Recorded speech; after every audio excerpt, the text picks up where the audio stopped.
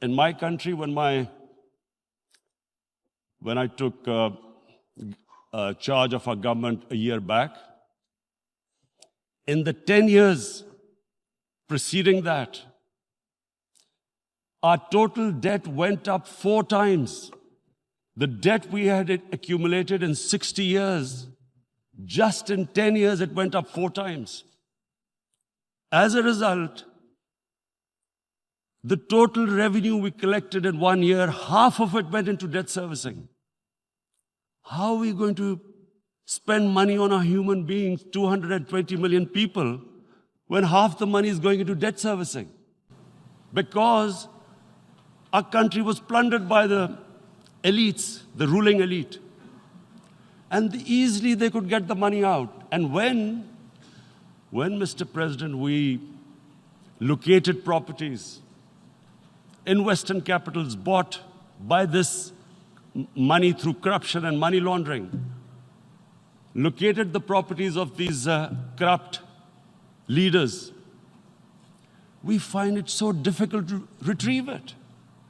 That money, if we retrieved that money, we could spend on our human beings. But it's so difficult. The laws protecting these criminals. We do not have the sort of money to have expensive lawyers and spend millions and millions of dollars. We need help from the rich countries. And, Mr. President, it's critical. The rich countries must show political will. They cannot allow this to happen. How can the poor countries spend money on human development, which the United Nations asks, SDG? How are we going to do it when this money can easily leave our countries? So, unless the rich countries intend to build walls to stop economic refugees coming as we see right now, they must take action. They must take action now. It must be a deterrent.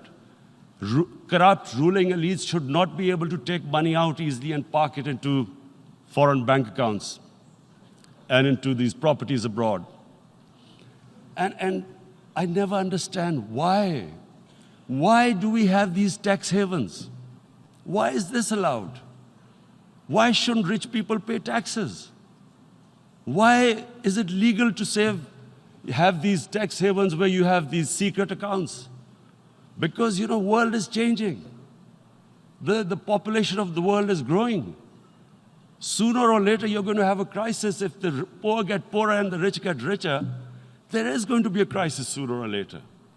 So this is my second point.